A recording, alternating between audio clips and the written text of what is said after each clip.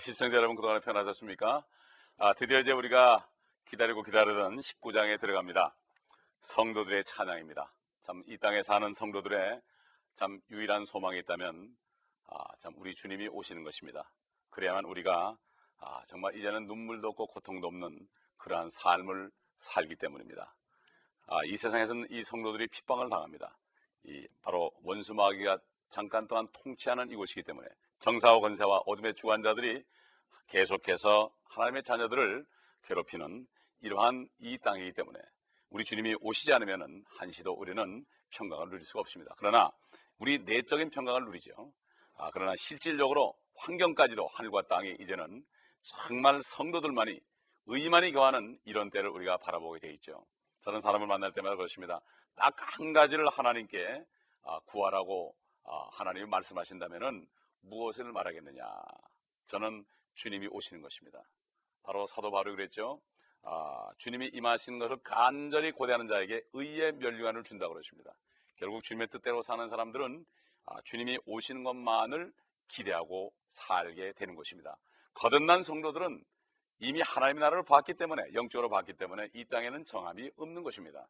히브리서 11장 봐도 옛날 성도들은 이 세상이 살만한 곳이 무엇됐다고 그랬습니다. 그러므로 그들은 핍박을 피해서 토굴 속에 거하고 참 바위 속에 거하고 염소 가죽 털을 뒤집어 쓰고 옷을 만들어 입고 다니면서도 그들은 기쁨으로 주님을 찬양한 것을 우리가 알 수가 있습니다. 19장은 이제 환란의 마지막 부분이 나오고 이제 주님의 재림하는 장면이 나오고 또 아마겟돈 전쟁이 다시 한번 거기 나오게 되는데 이미 16장과 11장과 14장에서 이미 우리가 그것을 봤죠. 19장에 또 한 번 나오는데 이거는 연속되는 것이 아니라 4번 보여주는 것입니다. 약간 다른 면을 4번 보여주는 거죠. 마치 지난번에 말씀드린 것처럼 복음서도 동일한 복음서인데 마태, 마가, 누가, 요한 이렇게 4사람이 약간 다른 각도에서 왕이신 예수님, 그 다음에 일꾼인 예수님, 그 다음에 인자의 예수님, 하나님이신 예수님 이렇게 4가지 측면에서 복음서를 4번 기록한 것처럼 마찬가지로 환란도 이 주님의 재림도 4번 기록된다는 것을 우리가 알 수가 있습니다. 우리가 먼저 이 19장을 공부하기 전에 우리가 구약으로 좀 돌아가서 우리의 눈을 좀 넓히도록 하겠습니다. 우리 주님이 그랬죠. 요한복음 5장 39절에 너희가 성경을 상고해봐라. 너희가 성경에서 영생을 얻는 줄 아는데 이 성경은 나에 관하여 증거한 것이라고 그러십니다. 그러면 그 당시 예수 그리스도가 이 땅에 육신으로 계실 때에 성경은 바로 구약이죠. 모세 5경을 포함해서 선지서들과 시편, 바로 이 세 부분으로 나눌 수 있는데 구약 성경밖에 존재하지 않았죠. 그러므로 구약 성경이 바로 모두가 그리스도에 관해 증거한 것이다. 그런 그리스도에 관해 증거한 것 중에 초림이 있고 재림이 있습니다. 그렇기 때문에 우리는 그걸 구분을 해서 모든 것이 다 예수 그리스도에 관한 것이라는 것을 알 수가 있습니다. 그러므로 우리가 여기서 다 요한계시록을 공부하는 시간이니까 구약 성경을 다 공부할 수 없지만 여러분에게 찾아볼 수 있도록 눈을 열어드리는 시간을 갖기를 원합니다. 그래서 구약에 나와 있는 바로 예수 그리스도의 재림에 관한 말씀들이 어떻게 나와 있는가 이런 것을 좀 보도록 하겠는데, 사실 하나님의 시간표, 하나님의 달력에서는 예수 그리스도가 이 땅에 죽으러 오신 그 초림보다도 결국 19장에 이제 심판하러 오시는 이 마지막 사건, 재림하시는 이 사건을 더 초점을 맞춥니다. 왜 그렇습니까? 결국 그 예수 그리스도 초림에서 피를 흘림으로 구속을 이루기 위해서 십자가에 순환을 당한 것은 우리 죄인들에게는 아주 뜻깊은 일입니다. 뜻깊은 일입니다. 그러나 가장 놀라운 일은, 그것보다 놀라운 일은 그분이 이제는 심판주로 오셔서 하늘과 땅을 통일하는 이 만왕의 왕, 만주의 주로 오시는 그 영광 받으시는 주님이 하나님의 달력에서는 더 큰 것입니다. 우리는 우리 죄인의 입장에서 우리만 위할 뿐만 아니라 하나님의 입장도 생각해 줘야 됩니다. 하나님의 독생자가 이 땅에 오셔가지고 무참히 침뱉음을 당하고 모욕을 당하고 채찍에 맞고 피가 낭자해서 벌레처럼 죽으시고 부활하셨죠. 우리에게 너무나 중요합니다. 그것이 없었다면 우리는 소망이 없습니다. 그러나 하나님께 더 중요한 것은 그분이 마침내 모든 일을 이루고 승천하셔서 하나님 보좌 우편에 지금 앉아 계시며 지금도 대제사장으로 우리를 위해 중보하시지만 마침내 이제 오셔가지고 죄를 만들어내고 사망을 만드는 사탄이를 결박하고 1000년 동안 깊은 구렁 무정행 속에 가둬버리고 그 다음에 믿지 않는 사람들을 다 불못에 던져버리고 적그리스도와 거짓 선자를 불못에 던져버리고 정말 주님이 1000년 동안 통치하다가 나중에 영원한 세계로 들어가는 이 엄청난 멋있는 장면들이 나와 있는데, 이것이야말로 하나님의 기쁨인 것입니다. 아버지의 기쁨인 것입니다. 이거 우리가 하나님의 입장에서 우리 생각하고 일을 해야죠. 그렇기 때문에 우리는 다시 오실 예수 그리스도를 전하는 사람들이 바로 하나님의 마음을 기쁘시게 하는 자들이죠. 그러므로 우리는 인간의 관점에서 볼 게 아니라, 성경을 볼 때 내 관점만 보는 게 아니라 하나님의 관점에서 폭넓게 봐야 됩니다. 내가 복음이 돼서는 안 되고 하나님의 복음이 돼야 됩니다. 이렇게 될 때 하나님께서는 기뻐하시고 그런 사람들을 하나님께서는 쓰십니다. 그러므로 이 성경에 나타난 재림에 관한 말씀을 확실히 알지 못하고서는 이거를 담대하게 전할 수가 없는 것입니다. 그러므로 성경에서 가장 위대한 날은 주 여호와의 날, 주의 날, 바로 A day of the Lord, Day of the Jehovah, 여호와의 날, 바로 A day입니다. Days가 아니고 A day입니다. 그렇기 때문에 인류 역사 6000년이라는 세월이 사람들에게 기회를 줬지만 이제 마지막 심판은 24시간 내에 일어날 것을 성경은 분명히 증거하고 있습니다. 제일 먼저 이 사건과 관련되는 성경 최초의 말씀이 무엇입니까? 이 복음이 무엇입니까? 이것은 창세기 3장 15절의 말씀이죠. 여러분 보시면 그녀의 씨는 너의 머리를 부술 것이요 그랬죠. 그녀의 씨가 누굽니까? 바로 여자의 씨, 이스라엘의 씨인 예수 그리스도요. 너의 머리는 누구요? 뱀의 씨입니다. 바로. 결국 예수 그리스도가 사탄의 머리를 부숴버릴 것이다. 결국 제일 먼저 재림에서 하는 일이 사탄을 결박해서 그를 무정에 가뒀다가 나중에 1000년이 끝난 다음에 그를 완전히 불못에 던져버리는 이러한 일이 나타나게 되죠. 그렇기 때문에 히브리서나 요한일서 보게 되면은 예수 그리스도가 이 땅에 하나님의 아들이 나타난 것은 마귀의 일을 멸하러 나타나셨다. 마귀의 일은 뭐죠? 죄와 사망을 주는 거죠. 죄를 짓게 해서 사망에 처하게 하는 거죠. 그러나 우리 주님은 살리고 풍성하게 생명을 주는 것이 바로 하나님의 일이라고 말씀했습니다. 뱀은 사탄이죠. 그리고 그의 씨는 멸망의 아들인 앞으로 나타날 적그리스도요. 그 적그리스도는 이제 큰 바벨론과 함께 연합해서 온 세상을 핍박할 것입니다. 머리에 상처를 입히는 것은 그리스도가 십자가에 죽었을 때 일어나지 않았고 재림 때에 일어날 것입니다. 물론 예수 그리스도가 십자가에서 죽으시고 부활했을 때 사망의 권세를 이겼습니다. 바로 사탄의 권세를 이겼습니다. 그때 이미 마귀는 심판을 받은 것입니다. 그러므로 우리 주님께서 성령이 오시면은 이 세상을 책망할 것이다. 첫째는 죄에 대하여, 둘째는 의에 대하여, 셋째는 심판에 대하여 이 세상을 책망하시리라. 죄에 대하여라면 저희가 나를 믿지 아니하며 바로 예수를 믿지 않는 것이 죄요.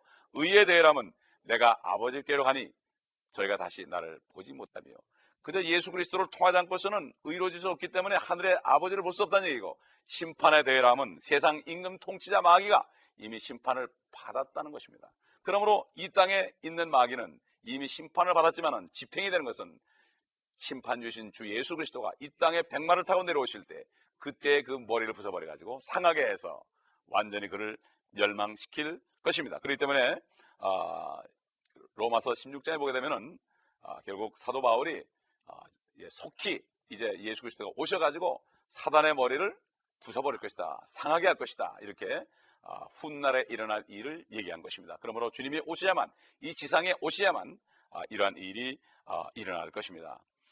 창세기 6장에서 우리는 노아의 날을 볼 수가 있죠. 노아의 날. 근데 우리 주님이 뭐라 그랬죠? 예수 그리스도는 노아의 날에 일어났던 것 같이 인자의 날에도 그러하리라 말씀하셨죠. 인자의 날이라는 것은 뭐죠? 인자라는 것은 바로 하나님이 사람의 모습으로 나타날 때 그걸 인자라고 그럽니다. The Son of Man.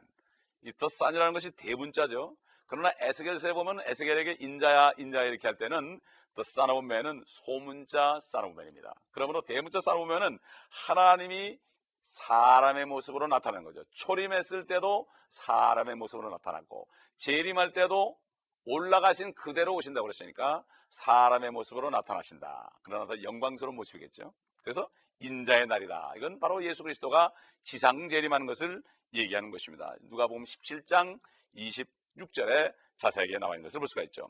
또 창세기 19장에 보게 되면 롯의 날이 나타나죠. 롯의 날. 롯, 옛날 소돔의 날이죠. 소돔이 멸망할 때 롯의 날. 인자가 나타나는 날과 또 비교되어 있습니다. 롯의 날 같이 사람들이 먹고 마시고 사고 팔고 그래. 그 다음에 이렇게 집을 짓고 헌다고 그랬습니다. 요즘에 그런 일이 얼마나 많이 일어납니까? 이건 누가복음 17장 28절로 30절에 보면 주님이 직접 말씀하셨죠. 또 그 다음에 창세기 49장에 봐도 9절로 12절부터 읽어보면 거기 나오고 11절에도 나오고 17절 18절에도 나오고 49장 24절에도 나옵니다. 여러분 찾아보시기 바랍니다. 오늘은 그냥 시간상 24절의 말씀만 찾아보도록 하겠습니다. 창세기 49장 24절 보게 되면 요셉의 활이 더욱 강하고 그의 손의 팔이 야곱의 능하신 하나님의 손을 통해 강해졌으니 거기서 목자 곧 이스라엘의 돌이 나오더라. 이 돌이란 것은 이스라엘의 돌은 바로 뭡니까? 이것은 바로 예수 그리스도를 상징하죠. 예수 그리스도가 내려오는 것을 상징하죠. 르므갓네살에 보는 신상을 친 것이 바로 돌입니다. 그리고 돌을 신상에 쳤을 때 신상은 겨가 돼 날아가 버리고 그 신상을 친 돌이 온 세상에 가득했다. 예수 그리스도와 그리스도인들 이제 앞으로 세상에 충만할 것입니다. 의인들만 충만할 것입니다. 그렇기 때문에 이것은 다니엘의 신상을 친 돌이죠. 이스라엘의 돌입니다. 그러므로 옛날 창세기에 보게 되면 요셉은 예수 그리스도의 모형이요, 야곱은 이스라엘을 대표합니다. 그러므로 흉년이 7년 동안 졌을 때 거기서 야곱이 요셉이 지금 두 번째 왕이 된, 두 번째 통치자가 된 그러한 에집트에 와가지고 이 애굽에 와서 결국 구원을 받고 모든 식량을 공급받는 것을 우리가 봅니다. 이것은 앞으로 7년 환란 때 요셉의 모형인 바로 요셉 같은 주님이 나타나셔가지고 거기서 목자가 나온다고 그랬죠. 그래가지고 결국은 야곱의 자손 이스라엘 민족을 구원하고 그 다음에 참 믿는 자들을 다시 구원하는 환란 시대에 구원받는 사람들을 구원하는 이러한 일이 다시 있을 것을 거기에 이야기해주고 있는 것입니다. 그러면 우리가 참고적으로 여러분 조금 화면을 보시면서 적으실 분은 적으셔야 됩니다. 구약에서 그리스도의 재림을 나타내는 구절들 몇 가지를 제가 알려드리겠습니다. 거의 대부분이지만은 몇 가지만 알려드릴 테니까 참고로 하시기 바랍니다. 첫째, 출애굽기 4장서 10장까지는 소위 그 출애굽할 때 바로 왕이 말을 듣지 않을 때 10가지 재앙을 내렸죠. 이것이 바로 주님의 재림 때, 바로 재림 직전에 환란 때 일어난 재앙들입니다. 이것이 바로 이거 예표죠, 모형입니다. 그 다음에 출애굽기 15장 1절로 19절, 바로 이것은 홍해에 몰살하는 바로의 군대들이 나오죠. 이건 앞으로 마찬가지로 적그리스도의 군대들이 완전히 아마겟돈에서 멸망할 것을 미리 보여주는 것이요. 모세는 바로 예수 그리스도 구원자를 상징하는 것입니다. 그리고 레위기 26장부터 1절로 12절 보게 되면은 이제 주님이 오셔가 재림하셔가지고 천년왕국 때 일어난 일들, 그 축복들이 쭉 나와 있습니다. 여러분 읽어보시기 바랍니다. 그리고 민수기 21장과 24장에 쭉 봐도 예수 그리스도의 재림에 관한 말씀들이 쭉 나게 되죠. 특별히 15절로 19절, 22절, 23절 여기를 보시게 되면은 여러분이 분명히 이것을 볼 수 있습니다. 그리고 신명기 27장 28절에 나오는 그 말씀을 지키는 자들은 축복을 받고 율법을 지키지 않는 사람들은 저주를 받는 그 장면에서도 결국 환란 때에 하나님을 믿지 않는 사람들, 계명을 지키지 않는 사람들 받을 저주들이 거기에 미리 아주 자세하게 나와 있는 것을 볼 수 있고, 여호수아서에 봐도 여호수아는 바로 예수 그리스도 같은 이름 아닙니까? 여호수아는 바로 예수 그리스도의 모형이죠. 특별히 그 6장에 가보게 되면은 그 여리고성이 몰락하는 것은 바로 앞으로 참 난공불락의 여리고성이 몰락하는 것은 큰 바벨론이 지금 볼 때는 전혀 망하지 않을 것 같지만 하루아침에 망하는 것처럼 이게 바로 여호수아 같은 예수 그리스도가 오시게 되면은 그 큰 바벨론, 여리고 같은 큰 바벨론이 하루아침에 무너진 것을 미리 보여준 것이요. 사사기 5장에 봐도 그 드보라와 바라기 한 노래를 보게 되면 그 예언시가 나옵니다. 거기에 바로 예수 그리스도의 재림의 장면이 거기 나와 있고, 사사기 7장에 봐도 이것은 아마겟돈 전쟁과 재림이 거기 그 안에 상징적으로 나와 있습니다. 욥기 전체는 42장입니다. 42장인데 42장은 바로 욥이 이스라엘이 고난받는 모형입니다. 그래서 7년 환란 가운데 적그리스도가 이제 완전히 마각을 드러내는 후 3년 만에 이스라엘 민족들이 받을 극심한 혹독한 환란을 거기 얘기하는 것이요. 42장을 42개로 치면은 3년 반이고 이것은 바로 7년 환란의 반인 3년 반을 의미하는 것입니다. 그 외에도 구약에 보게 되면 예수 그리스도의 재림과 심판과 천년왕국에 대해서 사무엘 상하를 보셔도 거기에 보면 블레셋 사람들, 필리스타인들과 싸우는 장면도 많이 나오고, 그 다음에 룻기에도 나오고 타작마당에 나오죠. 시편에도 무수하게 나옵니다. 셀라 셀라 셀라 하는 것은 바로 여호와여 일어나소서 우리가 고통 중에 있나이다 하는 그 부르짖음입니다. 셀라 셀라 하는 것은 이사야서에 봐도 이 말씀이 많이 나오고, 예레미야에도 많이 나오고, 또 예레미야 애가에도 나오고, 에셀서에도 나오고 다니엘서, 요엘서, 스가랴서, 호세아서, 또 마태복음 24장에도 보면은 주님이 큰 환란이 있을 것을 얘기했고, 마가복음 13장, 누가복음 21장, 17장, 또 요한복음 14장 반 정도가 예수 그리스도의 재림에 관한 말씀들이 다 나와 있는 것입니다. 눈이 열리게 되면은 이것이 보여지는 것이죠. 여러분, 눈이 띄어지길 바랍니다. 그러면 사도 바울은 에베소 교회 성도들을 위해 기도할 때, 그들을 위해서 항상 기도할 때 저들에게 계시와 지혜와 계시의 영을 달라고 그랬습니다. 그리고 지성의 눈을 밝히사 하늘에 간직한, 하나님이 간직한 그 풍성한 유업의 풍성함이 무엇인지 알게 해달라고 그랬습니다. 눈이 있어도 보지 못하고 귀가 있어도 듣지 못하는 귀가 되지 마시고, 말씀을 읽을 때 겸손하게 무릎 꿇음으로 성령의 기름 부음을 통해 성령이 직접 가르쳐주는 이 말씀을 들을 때 여러분은 깨달을 수 있습니다. 성령의 기름 부음이 가르칩니다. 목사도 가르칠 수 없습니다. 성령의 기름 부음이 있을 때 난 놓고 기억자 모르는 사람도 말씀을 들음으로 깨달을 수 있습니다. 이것이 바로 하나님의 말씀이요, 이것은 하나님의 지혜지 인간의 지혜도 아니고 세상의 지혜도 아니고 통치자의 지혜도 아닙니다. 세상의 PhD의 지혜도 아닙니다.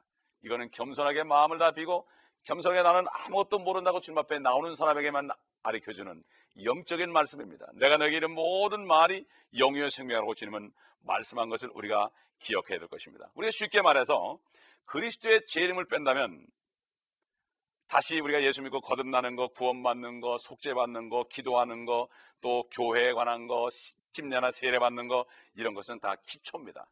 너희가 기초만 공부하는 거는 사도 바울이 이제는 전만 먹지 말고 좀 장성한 단단한 음식을 먹고 이제는 장성해야 되는데, 이 기본 교리, 내 구원만 이것만 누리고 있구나. 이제는 내가 구원받았으면 앞으로 오실 예수 그리스도를 담대하게 증거함으로 말미암아, 이제는 그분의 오심을 증거함으로 말미암아 소망이 없고 어려움가 있는 사람들에게 소망을 줘야 될 텐데, 결국 모든 것이 내 중심이고 내 사업 중심이고 내 교회 건물이고 내 교회 숫자고 이렇게 하니까 아직 어린아이다 이것입니다.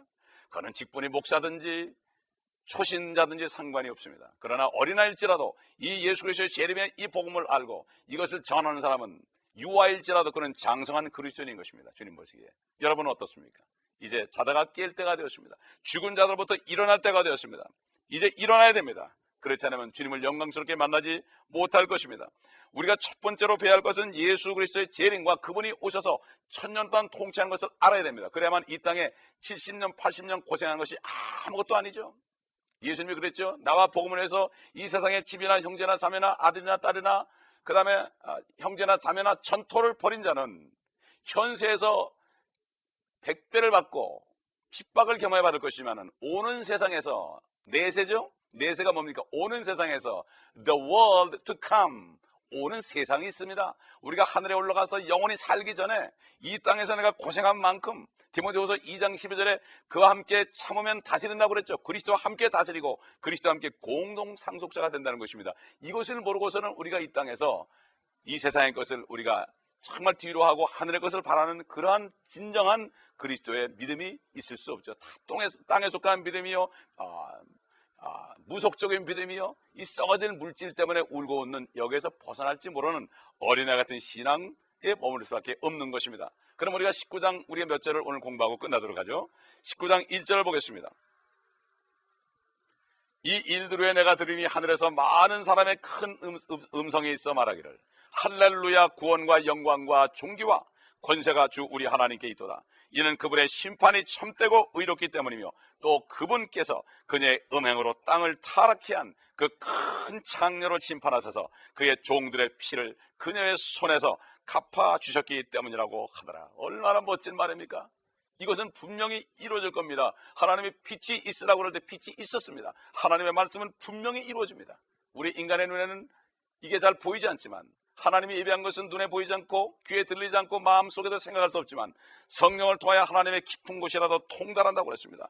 그러므로 예수 그리스도가 재림하고 천년왕국에 오게 되고 그 다음에 이스라엘이 회복되고 되고 적그리스도와 그의 신부교회인 로마 교회가 다 멸망하는 이 모든 것을 우리가 종합적으로 알지 못한다면 우리는 이 세상에서 기쁨의 삶을 살 수가 없습니다. 하나님의 뜻은 항상 기뻐하라, 쉬지 말고 기도하라, 범사에 감사하라. 이것이 우리 주 예수 그리스도 안에서 너희를 향한 하나님의 뜻이니라. 아무리 세상이 어렵고 힘들지라도 바로 기뻐할 수 있는 이유, 기도할 수 있는 이유, 감사할 수 있는 이유는 예수 그리스도가 오셔서 모든 것을 회복하시고 눈물을 씻어주시고 모든 것을 완전히 회복시키시며 이제는 그리스도의 신부로 만들어주는 이 일을 바라보는 사람만이 이 땅에서 멋진 삶을 살 수가 있고 남자답게 살 수가 있는 것입니다.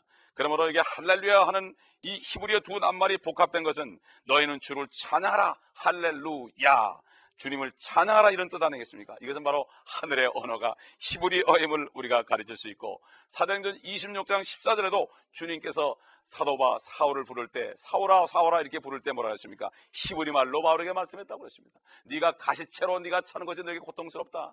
너는 쓸데없이 고통스럽게 하지만 이제는 회개하라고 주님이 친히 나타났을 때 바로 히브리어로 그렇게 말씀했다고 사도행전 26장 14절에 말씀하고 있는 것을 볼 수가 있습니다. 우리 요한계시록 19장 3절 보겠습니다. 또 그들이 다시 말하기를 할렐루야라고 하니 그녀의 연기가 영원 무궁토록 올라가더라. 그녀의 연기가 영원 무궁토록 올라간다. 지금 당시 사치스럽게 살고 굉장히 권세가 있는 것 같고 거기에 반대되면 언제 쥐도 새로보게 죽을 수도 있고 무섭고 위협을 주는 존재고 앞으로 이제 환난 때 오게 되면 적그리스도와 함께 온 땅을 이제는 핍박하는 그런 단체지만은, 그런 성이지만은, 그러나 이제는 앞으로 영원토록 타는 연기가 올라갈 것이다. 우리는 이 말씀을 봐야 됩니다. 그러면 로마교회가 적그리스도와 사탄과 명백히 관련이 있음을 우리는 여기서 다시 한번 확인할 수 있는 것이요, 이것이 바로 주님을 찬양할 수 있는 이유인 것입니다. 요한계시록 14장 11절로 돌아가 보면 여기에 관한 말씀이 있죠. 그 고통의 연기가 영원 무궁토록 올라가리라.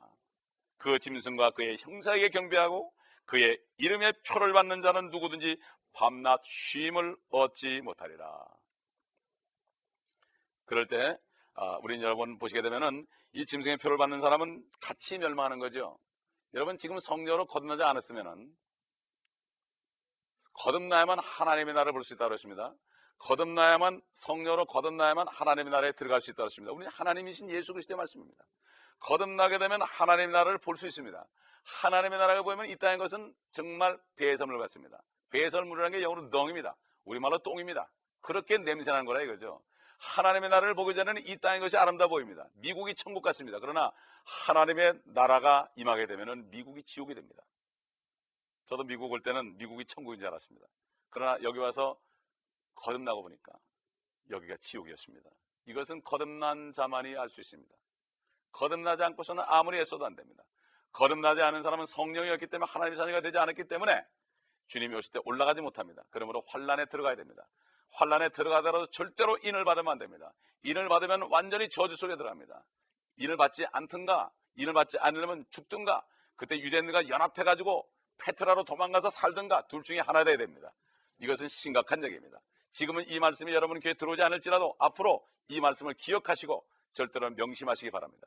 저는 이 말씀을 전할 때 지금 그런 것까지 보고 전합니다. 이 말씀을 두고 깨닫지 못하다가 환란에 넘어가서 그때 요한계시록을 봤는데 이게 사실이구나, 이걸 알게 되면 그때도 늦지 않았습니다. 그때도 늦지 않으니까 그때도 믿음을 지키고 계명을 지킴으로 말미암아 목이 잘려질지라도 구원을 받으셔야 됩니다. 그러나 지금 은혜 받을 때입니다. 지금은 예수 그리스도만 영접하면 성령으로 거듭나서 이 환란에 들어가지 않고 주님이 공중에 오실 때 보석 같은 도둑같이 오셔가지고 성도들만 싹 데려갈 때 그때 올라갈 수 있는 것입니다. 그 다음에 우리 19장 4절을 보겠습니다. 그때 24장로와 4짐승이 엎드려 보좌에 앉으신 하나님께 경배드리며 말하기를 아멘 할렐루야 하니 또 할렐루야 합니다. 이 장면은 셋째 하늘입니다. 하나님의 보좌가 있는 장면입니다. 우리 요한계시록 4장 1절로 5절에서 이미 보았죠. 19장 5절 가보면 그 보좌에서 음성이 나서 말하기를 너희 모든 그분의 종과 작은 자나 큰 자나 그분을 두려워하는 너희는 우리 하나님을 찬양하라고 하더라. 이제 하나님의 찬양할 일만 남은 것입니다. 1인칭 소유대명사인 우리 하나님을 주목하십시오. 우리 하나님, 너희는 이렇게 하다 하늘에 계신 우리 하나님. 우리 그럴 때는 이스라엘 민족입니다. 하나님은 민족적으로 하나님입니다. 그들에게. 그러나 우리 하나님은 나의 개인의 하나님입니다. 아버지라 부를 수 있습니다. 이따금 이것이 그리스도인에게 적용되지만 우리의 하나님은 개인적인 아버지입니다. 그러나 유대인들에게는 단체적인 민족적인 아버지인 것을 우리가 알아야 됩니다. 그렇기 때문에 사도행전 2장 39절에 보면은 오순절에 사도 바울이 예루살렘 성도들에게 백성들에게 이렇게 설교했죠. 이 약속은 너희와 너희 자녀에게 한 것이며 또한 먼 곳에 있는 모든 사람, 즉 우리 하나님께서 부르실 모든 사람에게 하신 것이라. 너희 모든 종과 그분의 종과 이렇게 했죠. 이것은 바로 동료 종들. 옛날에 이제 환란에서 이제 순교할 사람도 동료 종들 그러죠. 그러므로 우리는 결국 예수 그리스도의 종들이요 하나님의 자녀들인 것입니다. 참 얼마나 영광스러운 것입니다. 이제 다음 시간에는 정말 영광스럽게 주님이 재림하는 장면, 이제 주님 재림해가지고 이제 악인들을 다 멸망시키는 장면, 사탄을 결박하는 장면, 이런 장면들, 그리고 어린 양의 혼인식, 여기서 예수 그리스도를 믿고 성령으로 거듭나고 신부단장한 사람들이 어린 양의 혼인잔치에 들어가는 영광을 누리는 것을 우리가 다음 시간부터 공부할 것입니다. 얼마나 이제 기대가 됩니까? 여러분 마음에 기대하시면서 기도하시면서 다음 시간을 또 만나 뵙도록 하겠습니다. 기도하겠습니다. 감사합니다. 영광의 주님, 영원토록 우리는 주님과 찬양할 수 있습니다. 잠깐 동안 우리가 고통받지만 영원토록 찬송하는 이것을 바라보며 낙심하지 않고 끝까지 주 안에 승리할 수 있도록 도와주옵소서. 주 예수 그리스도의 이름으로 감사 기도드리나이다. 아멘.